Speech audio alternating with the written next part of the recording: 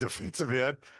He is with us on the Alexander Shinara Trial Attorneys Hotline. One thing we were talking about earlier, and I'm curious from a defensive point of view, Auburn is really good against the run. They struggle a little bit against the pass. The way that matches up with Alabama's offense, Alabama hadn't run it on anybody, whether they're good or bad against the run, and really they lean heavily on the pass. How does that work, in your mind, when a team, a defense's obvious strength goes against an offense's obvious weakness? Well, Alabama hadn't had to run the ball. They've got great wide receivers, a very good quarterback. They've got, NFL offensive coordinator. Coach DeBoer's a great offensive mind. I think DJ Durkin did a great job of kind of saying, their short, quick passes are an extension of their run game. So they don't feel like they've got to pound the ball at you. And they can. They've got big, strong running backs.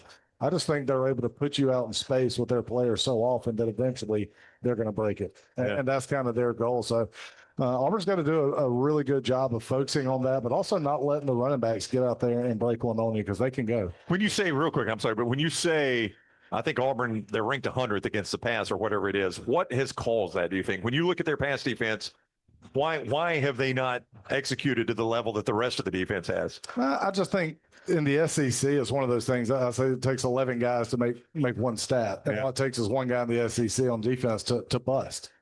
And if you bust on a run, especially up front, there's a linebacker, a safety, other guys to run them down. Catch up on all of today's Next Round on demand through the podcast platform of your choice. Apple, Spotify, iHeart, or Google Podcasts. Wherever you listen, always like, follow, subscribe, and turn on automatic downloads so you never miss any part of the Next Round. It's bow time. Tired of choosing between sweet and savory? Why not have both? Introducing Bojangles' new chicken and bowberry waffles. The bold Cajun chicken filet you love, now drizzled with a bowberry honey glaze and sandwiched between two warm waffles. Which means your favorite meal of the day just met your new favorite dish. And lucky for you, it's served all day. But it's only here for a limited time, so try chicken and bowberry waffles at Bojangles today. It's bow time.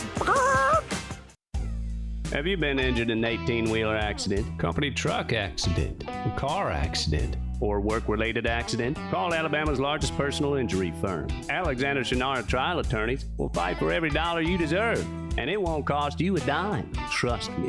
What do you say, man? Call me, Alabama. Call 659-777-7777 or go to shinara.com. No representation made that the legal services provided are better than legal services provided by other attorneys.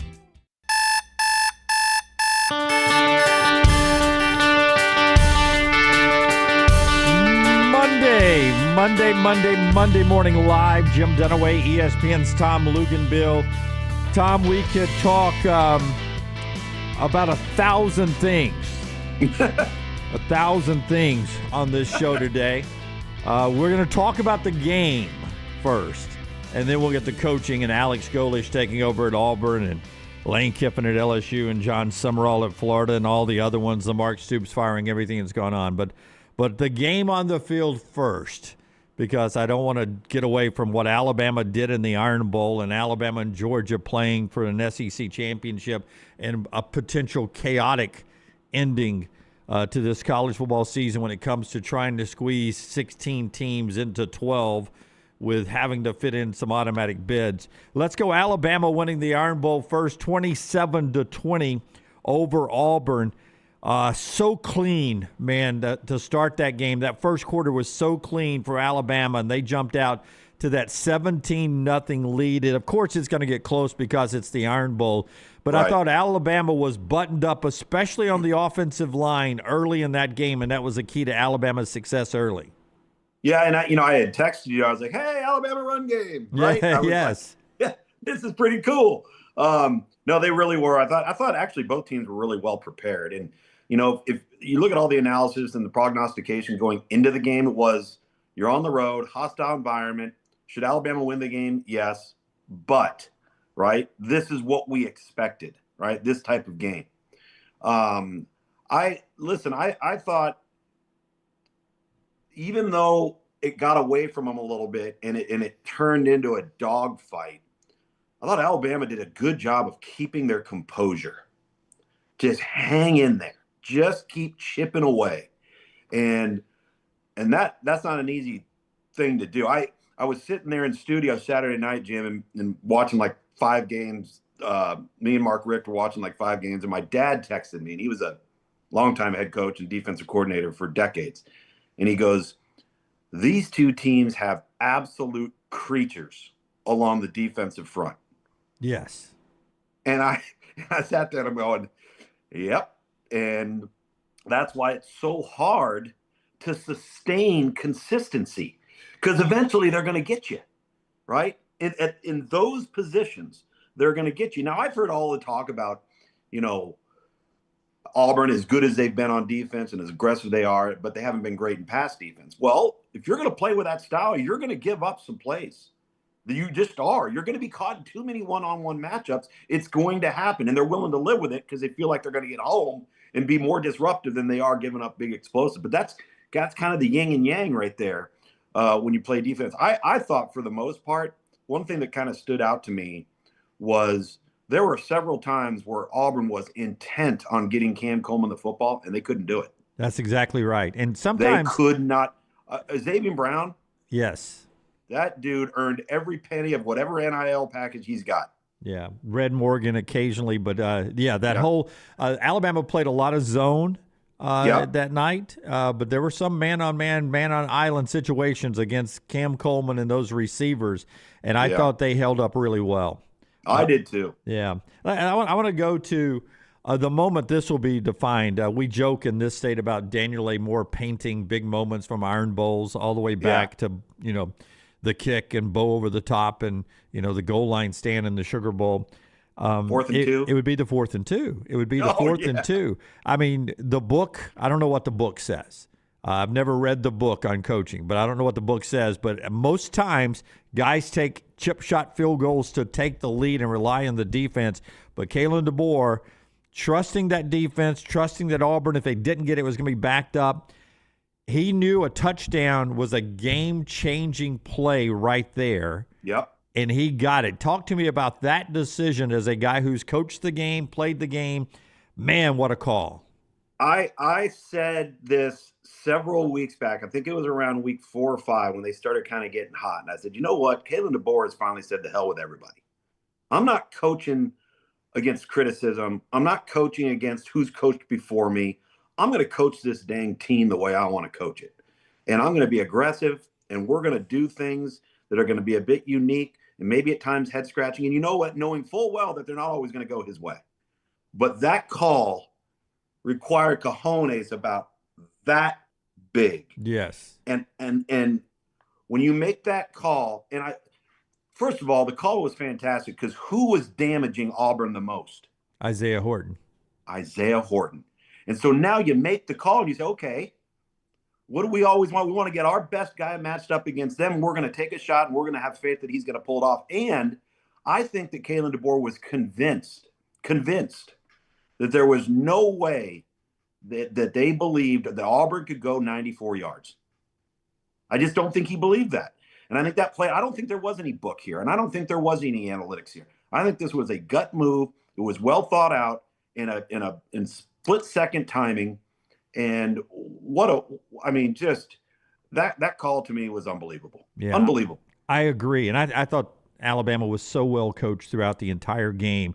But that moment right there was just, it's why you've got to love a Kalen DeBoer coach team, is their fearlessness of going forward and trusting their players in situations like that. Alabama's defense against the run was huge, and their pass rush of getting home with 3 and 4, allowing them to drop back into that zone or have some bracketed coverage. Talk to me about Alabama's defensive front and how they were able to pressure the quarterback and stop the run. Well, the beauty of the stopping the run part of it is they were able, because they did some of that, it allowed for Ashton Daniels to get out and make some plays. But if you remove the rushing yardage from Ashton Daniels, there was 0 run game. And if you sniff that you're controlling the line of scrimmage with 3 or 4, you're going to stay in it. Because if you can get home, you can stop the run. And there's nowhere to go with the football in the passing game because you've got every part of the real estate behind you blanketed. I just think once they got a beat on that, and this is Kane Womack doing a nice job. If it ain't broke, don't fix it. It's like, don't get cute. There's no need to. Just line up and play. We're better than they are in this particular area.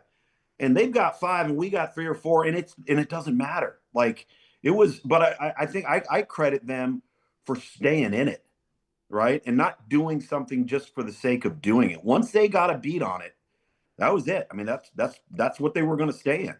So Alabama wins, and they're off to the SEC championship. We'll talk about the rematch with Georgia here in a second, and then we'll get to the coaching carousel and other rivalry games from this Thanksgiving weekend. This is Monday Morning Live. Tom Luginbill of ESPN with me on Monday mornings throughout the season. As we remind you, Roback.com brings you the show. Use promo code TNR20 as you shop this holiday season at Roback.com. It helps us out tremendously. It gives you 20% off. Roback.com, TNR20 there. Alabama, Georgia, a rematch in the title game. First off, do you think Alabama needs to win this game, securing the automatic bid for the playoffs? Or in your reporting or in your thought process, is there a scenario that Alabama can play this extra game and get knocked out of the college football playoffs where they would be in it if they didn't have to play this extra game? I think it will be way more nuanced than being as black and white between a 3-loss team and a 2-loss team. And I also believe that the committee is not going to punish somebody for accomplishing a championship game berth when you look at them and you're going to sit there and say, we're not going to take that team. You're telling me that team with a loss isn't one of the best 12 teams in college football? And remember, they did this a year ago with SMU and Clemson.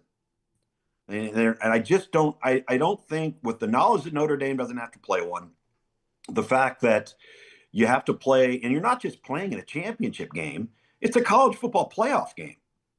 I mean, if we're going to sit there and look at, okay, if we were fast forwarding into January, could these two teams be playing for a third time? Yeah. Yeah. I mean, that they're both good enough to do that. So I would be surprised. And I had somebody ask me, well, what if Georgia, won by 24? I was like, wait a minute. There's not that type of discrepancy between the two teams. I don't think that could happen. So I think it's going to be a hard-fought game for both teams. It's going to be very, very difficult on both teams. We always talk about it's hard to beat somebody twice, and it is. But a team of that caliber and that's been playing the way that Georgia has been playing, because Georgia's, wasn't that long ago, Georgia took the field and the game was over before you even kicked the ball, right? Right. Georgia has won the hard way this year, and I think it's toughened them up. I think the resiliency has been impressive from Georgia because they've had to fight and scratch at times. It tells me a lot about that team, but Alabama has too. They've had to fight and scrape and scratch, and it hasn't always been pretty. Maybe it hasn't been ideal, but I'll say this, and I know Oklahoma won the game, but like right now, Oklahoma is painful to watch on offense, painful. And so if the eye test comes into play, and let's assume that the College Football Playoff Committee is not going to honor head-to-head between Notre Dame and Miami, how could you drop Alabama out of the playoff if they lose this game? Yeah, I agree with you. And I'll point this out, that Alabama's strength of record going into this game, before they even play this game, is 8th, a few spots ahead of Notre Dame and Miami, who's behind them. And right. The strength of schedule is 11th. Notre Dame and Miami are 42nd and 44th. I mean, that's a big difference there. As before you even play this game. Oklahoma, by the way, 12th in the strength of schedule and right there on strength of record as well. So they're almost bracketed together, Alabama and Oklahoma, right there with big advantages over Notre Dame and Miami. Another bracketed together pair because they played each other.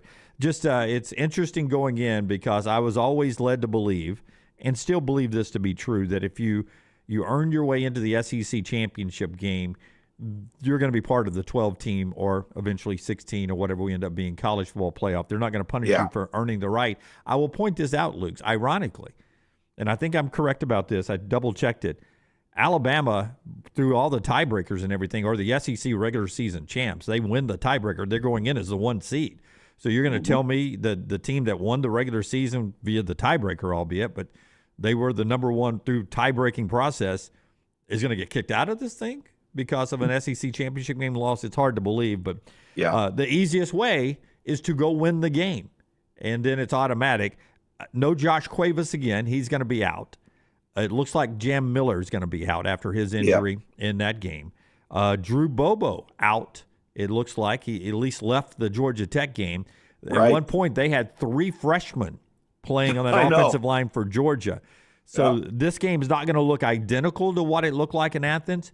But do you agree with me when you lay out Alabama's entire season, Alabama in Athens may have been their best game? That, to me, that's the one I go back to and I say that was Alabama's best game plan. I know they had to hold on in the second half, but I thought that was vintage great Alabama there.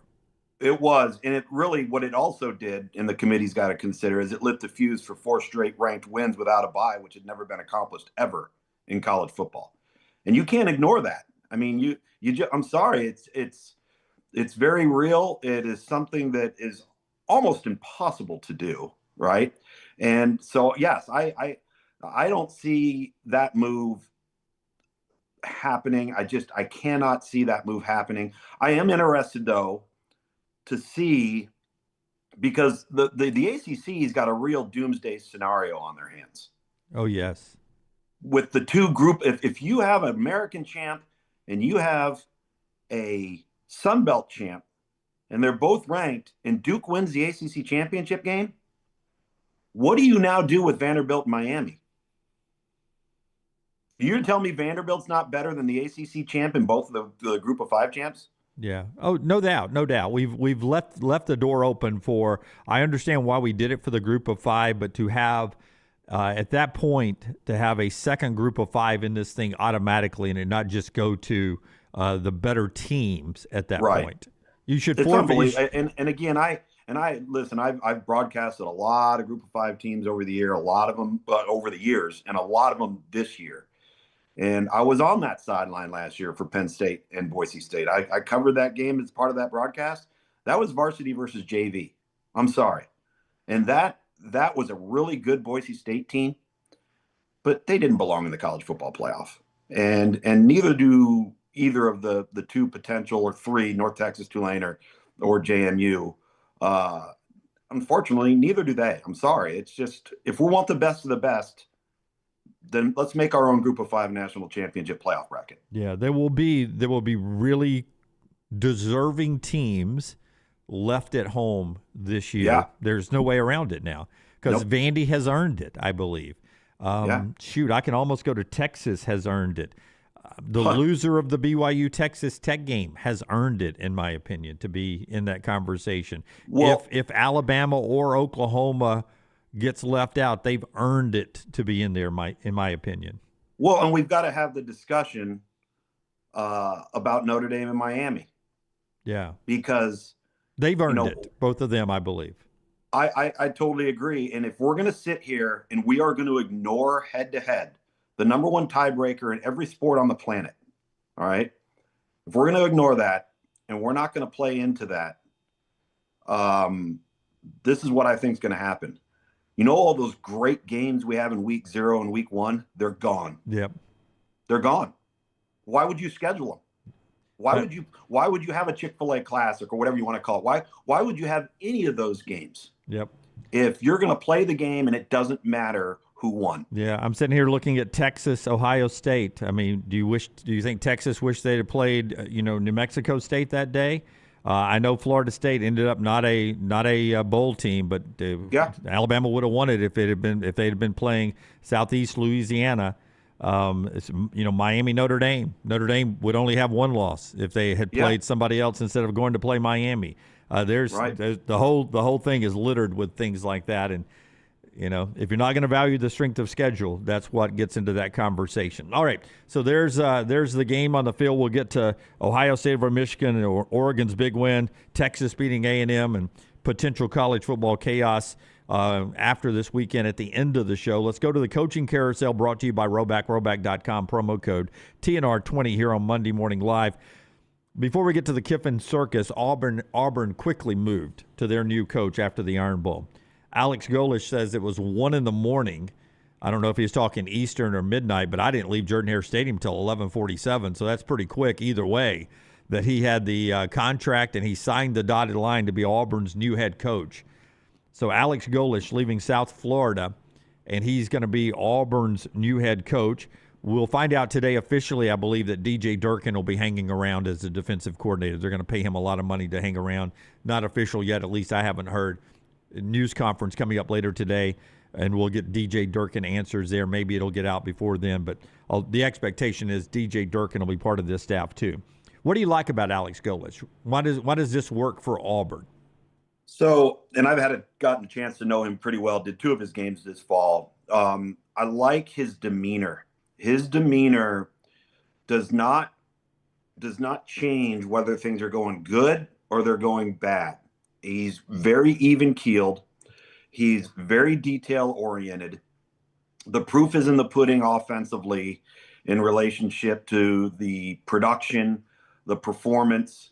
And I'm going all the way back to him working for Matt Campbell at Iowa State. I mean, his offenses have performed consistently at a very, very high level. He's shown the ability to be able to recruit. He's shown the ability to be able to revamp a roster. That roster they put on the field this year had a completely retooled offensive line, a completely retooled defensive front. They lost both of their starting running backs to the portal going into the season, replaced both of those guys. The receivers were off the charts, had 2 true freshmen come in and perform at a high level amongst some other veterans. That was a team that was very well crafted when they put the thing together. And so I think he'll have a great plan. Now, listen, this isn't the American Conference, right? You got Alabama across the state. You've got a top to bottom schedule that's going to be grueling, no matter how you look at it, each and every year.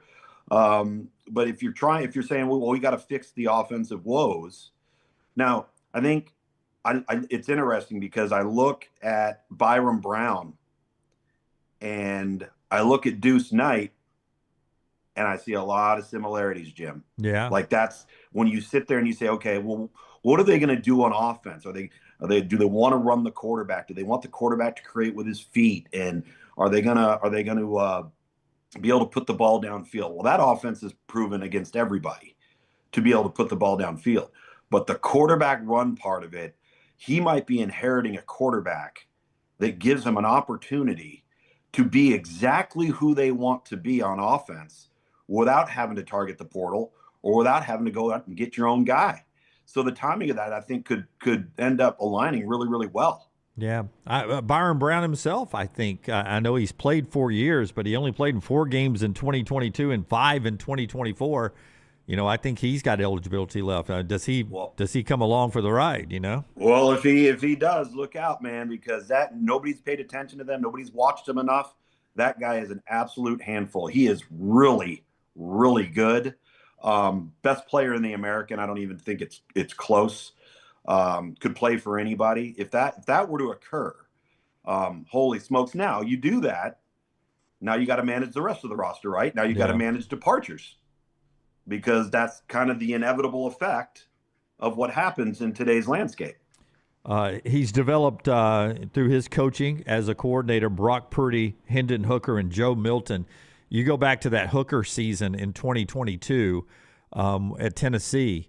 Boy, that was a transformation. I mean, people, I think, forget where Hendon Hooker was in college football. I mean, he was given up for dead, and then all of a sudden that season, what Golesh and Heupel did at Tennessee, he was fantastic. Well, it's interesting, Jim, you bring that up, because that year in week 2, our ABC crew had the Tennessee-Pittsburgh game. If you remember, Pittsburgh came into Knoxville and won that game. And in the first 3 series of the game, Joe Milton could not hit water if he fell out of a boat. I mean, he missed 2 wide open touchdowns. And that was the game where they said, nope, and they pulled Joe, and they put in Hendon Hooker, and he gave him a bit of a spark, but you still didn't know how he was going to perform long-term, because there was really no evidence of that at Virginia Tech. And to get him to play the way they got him to play, it completely changed their entire season. That move doesn't get made. It changes their entire season. And since they've played with Hendon Hooker at Tennessee, you could argue that they haven't been the same on offense. Yeah. So Alex Golesh comes in, 41 years of age, and he's coming off of a rebuild. They were a one-win team at South Florida, 7-6, 7-6, and 9-3. And now he takes over the Auburn Tigers. Justin Hokanson, Auburn Live, reporting it's a 6-year, $7.4 million deal. And then, and you tell me how you like this, his 9th win, he gets an extra $1.5 million. It works its way up to where you get your 12th win. You can make as much as $12.25 million a year if you go 12-0 in the regular season with more bonuses on top of that. Do you like the incentive-laden contract that you're making a $7.4 million base and then we're stacking, more cash on top of every win after that? I love it because it incentivizes winning. It incentivizes the staff to perform above and beyond. To me, I think that's critical. Now, with all of that being said, one of the things, because I've noticed this, and I'm sure we'll touch on it with John Summerall at Florida. My question is going to be, because I'm a little leery of what Florida's doing right now, is who does Alex Golesh answer to in terms of the management of the roster, or does he have total control of that? Because that's going to be huge. I mean, it's going to be such a big component of having alignment between anybody that might be labeled as a general manager or whatever it is, as it relates to roster construction, how the money is divvied out, who makes the decision, who gets what. And I'm sure those are all things that Alex Golesh is smart enough to identify and get assurances in writing on, because I'm really worried about that at Florida right now. Yeah. Hands-on recruiter. I would imagine it's the setup. He's got a general manager, but he would run the recruiting and have final say on everything from what I'm being told. We'll see how maybe he gets asked that question when he's officially introduced later today down at Auburn. Since you mentioned John Summerall, he looked like Auburn's top choice, and then on Thursday it started to look like he was going to go Florida's way once they knew they were out of the Lane Kiffin. So hats off to John Cohen and down at Auburn, the athletic director, on moving quickly to Alex Golesh and getting that deal wrapped up. You're talking about David Caldwell being pulled from the Eagles to be the general manager there at Florida. And I would imagine there's got to be some kumbaya of those two working together, or Summerall wouldn't have signed off on that. Boy, I certainly hope so. You wonder, do they even know each other? Who gets final say? How is that alignment going to work itself out? Clearly, I think there are struggles at times with NFL guys getting into today's college football landscape. If you haven't been familiar with it, if you haven't worked intimately into the details of constructing a college roster under the parameters that we have now. And I would hope that with this move, obviously, I would assume John signed up on it. I would be surprised if he took the job without having any say in it. But that is something that I think needs to be monitored, because however that alignment is, like, for example, you've got Lane Kiffin, all right? Well, he's bringing Billy Glasscock, his general manager, with him to LSU. But Billy Glasscock doesn't make the final decision. Lane Kiffin does. Right. And I think you've got to make sure that that's the case, at Florida. And you're going to have input, you're going to have interaction, you're going to lay out a blueprint. Well, you better be on the same page, though, man. Before we get to the Lane Kiffin saga, Kevin wants to know Jackson Arnold at Auburn. Most people would say that's done. But when you factor in the way Byron Brown looks at USF, does Jackson Arnold fit into that? Deuce Knight showed you enough. Ashton Daniels he said in our postgame after the Iron Bowl that he's 100% committed to being back at Auburn as well. So any of those quarterbacks separate themselves as fitting better into the Alex Golesh system than the others? I think that all of them have the ability to run. So that's going to be a priority in that offense, because we've seen that with South Florida. We've seen it with Byron Brown. I think the number one thing you got to do is you got to create an open competition. Those guys all have to know they're going to have to win the job through performance. And if you really like the young guy, I think you've got to take a long look at him and try to potentially build for the future and build long term at that position, just to have some stability. I think that's the one thing too with Auburn at quarterback is the instability that has prohibited the position from moving forward has been frustrating, I think, for everybody who has watched Auburn. I don't think any one of those guys, you sit there and you go, wow, this guy's head and shoulders above that guy. You may look at Deuce Knight and say he's the most talented of all of them, which I believe he is, but you got to take into account sample size of playable reps in meaningful games, which he doesn't quite have yet. You brought up Byron Brown. Does that solve a problem if that were to be something that could come into play? Yeah. I will tell you, people kept saying, Jim, you picked Alabama to beat Auburn. Do you not think Auburn is good enough to win the game? Yes, I did going into that game. And I think Auburn, you go back and look at all their close losses, Auburn was quality quarterback play away from having a different type season this year. Yeah. And that's been the case the last couple of years. They've gotten this roster at Auburn built to where it's back in the top half of the SEC, where it had slipped to the bottom half of the SEC. They were just quarterback play away all this season from being in a total different conversation here in December. Yes. Yeah. And it just, once again, proves the point at how critical that spot is. If you don't have it, okay, I'll give you a prime example. Alex Golesh 2 years ago, Byron Brown got hurt in the 4th week of the season. Didn't play again. And they went 7-6. I don't know what type of team they would have had that year before if he doesn't get hurt. Right. So that tells the story right there for you. Yeah. All right. To the Lane Kiffin saga, brought to you by our friends at Roback.com. If you haven't heard, Lane Kiffin has left Ole Miss and has gone to LSU. It has been so much anticipated, and finally it happened yesterday. Just historically speaking, Lane Kiffin fired by Al Davis, and the day after the firing, the now deceased owner had a slanderous Lane Kiffin news conference about everything he did not do as the head coach of the Raiders that one year. He left Tennessee. He left Knoxville in darkness after 1 year at Tennessee, and there were riots on campus outside the offices as he was leaving. Fired on the tarmac at his dream job at USC. And this one doesn't get talked about enough. Fired by Nick Saban between the national semifinals and the national championship game because he wasn't doing his job up to standard. How bad do you have to be doing your job to get fired between a semifinal and a national championship game? And now he leaves Ole Miss right before the college football playoffs. What are you chasing here? But here he goes to LSU. Give me your thoughts on what Lane Kiffin decided to do.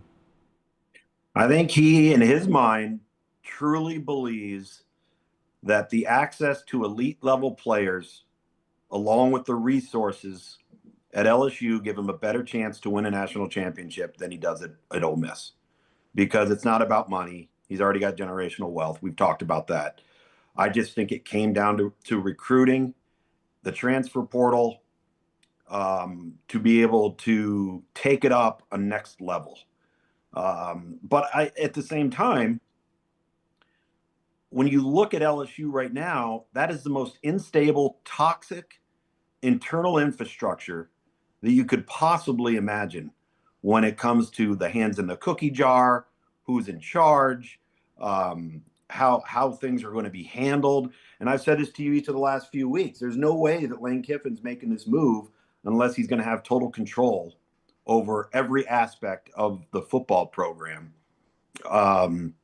And once I think he believes that he has that, it came down to players and resources. I think it's that simple.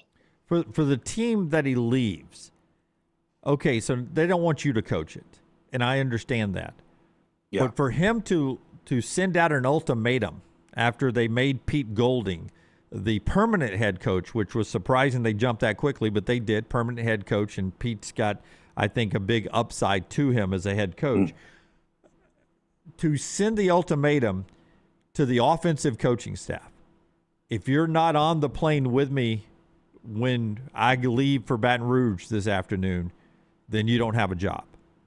Yeah. And that's the report. You got to go with me. And I know Charlie Weiss Jr. went with him and stuff, but how do you not allow those guys to stay back if Ole Miss would have allowed them and save a space for them at LSU just for the players that you have gone to battle with this year? How do you not say, listen, if you guys want to stay and help Ole Miss through the playoffs, I understand. Me and my general manager and whomever else I have down at LSU will hold down the fort till you can get there. How do you not at least do that for the players you left at Ole Miss? Well, it's kind of a reflection on how he's handled the entire process, right? I mean, he's basically held universities hostage. And so I don't think any of this should surprise us. I do think he's bitter and he's angry that the administration wouldn't let him coach the football team. I applaud the AD at Ole Miss. I applaud Ole Miss for putting their foot down and saying, no. That's not how we're doing this. You're either in or you're out. And if you're out, you're not coaching the football team. And I applaud that. I think it's a terrible reflection of him in relationship, because all he's talked about for the past week to 10 days is how important all of this is for the players and how proud he is of the players and how much he wants to go into the locker room and have that discussion, have that moment with his players. But now all of a sudden he doesn't want to give those players the best chance to move forward and potentially win football games and do something that Ole Miss has never done before. It's a terrible look. And but I think the entire thing has become a terrible look in terms of how it was handled overall. And it's a shame. But, this is I don't know how surprised any of us should be by this, Jim. Yeah. This is him. Yeah. Right? I mean, this is him. I just read the rap sheet, if you will, of Lane Kiffin's firings and departures. This is just the next chapter on what would be an amazing movie. It'll be a 30 for 30 someday, I'm sure, Lane Kiffin's journey through college football. But if you were able to enhance it a little bit, as Hollywood occasionally does, this would be a fantastic movie. Oh, I mean, the revealings would be unbelievable. Where's our man Bruce Feldman when we need him? He's always good at revealing this type of stuff. Yes, he's right there at The Athletic. I got that subscription. He does a good job. So this Ole Miss playoff run now, with whatever offensive staff they were allowed to have and do and all that, Pete Golding on the defensive side, what do you make of Ole Miss in the playoffs here? Well, I think the other thing, and I don't want to be accusatory here, but the one thing that you've also got to look at is what level of tampering is going to be occurring when it comes to trying to pluck and handpick guys you want to jump into the transfer portal off of that roster. And what type of investment then is it to stay where your feet are at from a player perspective and focus on the playoff run? You've already got enough chaos, enough distractions with the coaching change. You're going to have minimized staff.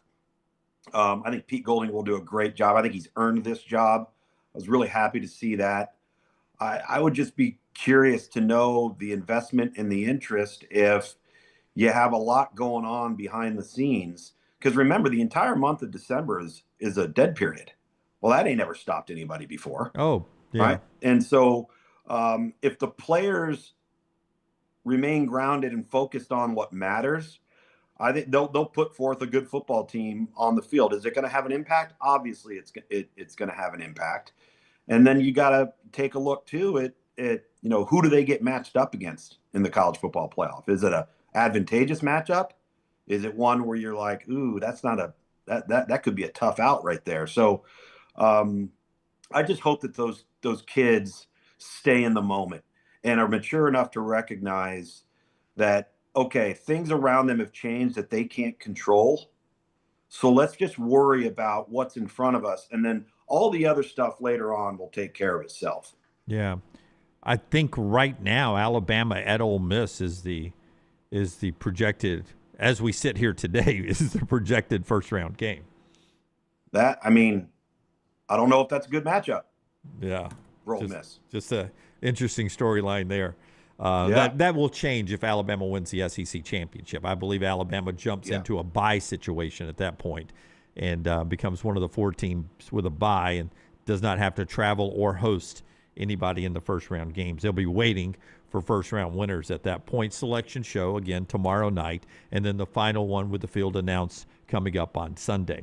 One more coaching carousel tidbit here. Silverfield from Memphis to Arkansas. I do not think he did a fantastic job at Memphis. I think he just basically held down the fort there from what it was. He didn't take it to a new height. Arkansas thought they were getting Golesh. He ends up at Auburn. But Mark Stoops out last night. It finally came down that Stoops says, listen, I want all my money, but you don't have to give it to me all right now within 60 days. You can spread the payments out if you want to. That's fine with me. If you want me out, let's do it that way. So Stoops is out. Early leader is Kentucky native Will Stein, Oregon's offensive coordinator, right? That's where he is. And I didn't know he was a Kentucky native. He's got some fondness for the program there. And the folks at the Kentucky Sports Radio folks up there have him as, maybe the number one target. Man, that if you've watched Mark Stoops' offenses over the years, Will Stein's offense excites you a little bit, right? Just a change of scenery of how they play offensive football in the Bluegrass. Yeah, I think another name to bring up potentially there is Neil Brown too. Could be one that's that could be out there. I think the question you have to ask yourself is it a good job? Because what you don't want to do is take the wrong job. And the performance of Kentucky's program under Mark Stoops' leadership, I would call it nothing short of fantastic when you consider where that program was when he got there. But in today's college football climate, it's not ideal for them because they're only willing to go in so far. And to me, that would be a bit worrisome. Can they be competitive? Yes. Is it realistic to say that Kentucky in today's environment with revenue share and name, image, and likeness is going to compete on a national platform? I don't think so. And unfortunately, on a national platform, there's 3 or 4 or 5 teams within their own conference that are on a national platform. So how far can you take it? They've done a great job of enhancing their facilities, their resources. The stadium's been reworked. They've got all of that infrastructure there. But what are they willing to do financially to take it to the next level? And are they willing to do that financially? I think it's a fair question to ask. And it would be the answer would be necessary for them to be a consistent 8+ win team each and every year. They're going to have to go all in financially.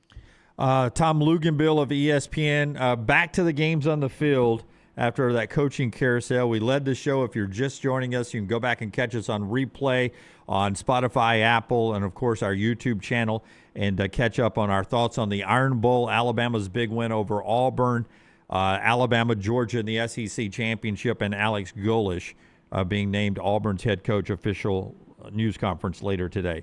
First off, in the SEC, Texas beat Texas A&M. After seeing how Texas beat Texas A&M and the late interceptions and the great run game from Texas, I don't think there's a way Texas makes it into the 12-team field. But how do you feel about A&M coming out after that? And I'm not saying Texas doesn't deserve it. I do think maybe they're one of the 12 best teams. But Texas A&M is going to be in the field. And they really, other than Notre Dame, didn't play the most demanding schedule. And then here at the end, against a playoff-like team, looked exposed a little bit. Where are you after seeing Texas A&M? Well, I told you last week, when Texas can't run the football, they're not very good, right? Georgia, Florida. Then all of a sudden they run the football, and it's an entirely different football team.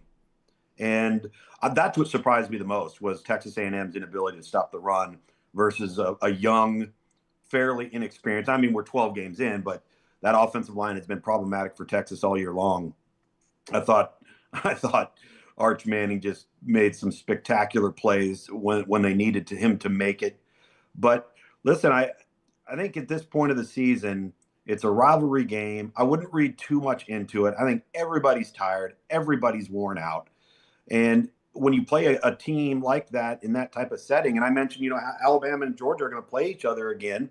That's a college football playoff game, right? Texas A&M and Texas is a college football playoff game, because I would agree with you. I do probably think Texas is one of the top 12 teams. The Florida game, though, is what's going to get them at the end of the day. That's what's going to get Texas, and they know it, and that's fine. It's not the Ohio State game. But I think Texas A&M, I'll tell you what, I don't know about you, but when I saw what looked like a devastating injury to Marcel Reed, yes, and I don't know how he came back and he pulled out, because that looked my first thought, I was like, oh my God, we're going to have Florida State 2023. Yeah, I agree. When Jordan it was non-contact. Yeah, it was non-contact. He fell down, and I was like, no. Remember, the quarterback goes down, and all of a sudden, being whatever it was, 12-0 didn't mean anything. Yep. And they got left out of the playoff. And thank goodness that kid came back. But I wouldn't read too much into it. I think that Texas A&M in so many facets of their football team has been dominant throughout the year. They were not dominant the other night, and they made more errors than Texas did. And Texas was able to run the football. Ohio State beat Michigan. It wasn't beautiful, wasn't a picture perfect thing. Their schedule, Ohio State's schedule, hasn't demanded greatness since that Texas game early on. But now it's number 1 versus number 2. Both teams win or lose in the playoffs. Both team win or lose going to get a bye in the playoffs. So other than just the Big Ten championship, I don't know what's on the line. Should I get excited about this 1-2 matchup? Do you think it's all hands on deck? They'll play like that? And what do you think about Ohio State and Indiana in the Big Ten championship game? Well, I think if you look at the Big Ten conference as a whole outside of Oregon, you clearly have the 2 teams that have separated themselves. They're probably the 2 most evenly matched teams because their strengths are under center and in the front on both sides of the ball. How much? I guarantee you, for Indiana, winning a Big Ten championship matters, right? To your point, win or lose, you're in the deal. By consideration. How important is that to Ohio State? I would hope it is. I think it is. I wouldn't go so far as to say that they're going to sit anybody or rest anybody. I would hope not. I think it's going to be a great football game. I think that Indiana is a much better version of last year's Indiana, both when they took on Ohio State last year and then obviously lost to Notre Dame in the playoff. This is a better version of that team, which I think is more evenly matched to compete with Ohio State. I think it's going to be a great game. The quarterback play should be sensational. I'll tell you what, man, Julian Sain's got some real stuff. I mean, to go on the road and your first big rivalry game in the big game, terrible weather conditions, that kid made some plays, and Ohio State's ability to run the football. Bo Jackson was special the other day. There's going to be a lot to contend with. Both of these teams have playmakers that are going to be very, very, whether it's Mari Cooper, whether it's Surratt, you've got the guys at Ohio State on the outside. This thing is going to be, I think it's going to be a real knock 'em around type of game because they're physical, and then guys are going to have to make plays downfield because these 2 teams are just too good. I can't wait. Can't wait for the weekend. We'll be in Atlanta, of course, for the SEC championship with Alabama and Georgia one more time over at Mercedes-Benz, and they match up a lot in that championship game. So it'll be fun. All right, Lugs, man, enjoy your Monday, enjoy your week, and as always, man, thank you for always waking up on a Monday morning, man. You're unbelievable. Every week, baby. Every week. You are unbelievable every week. I'm glad you agree with me. He's Tom Luginbill, one of a kind. That's Monday Morning Live. The next round comes up next.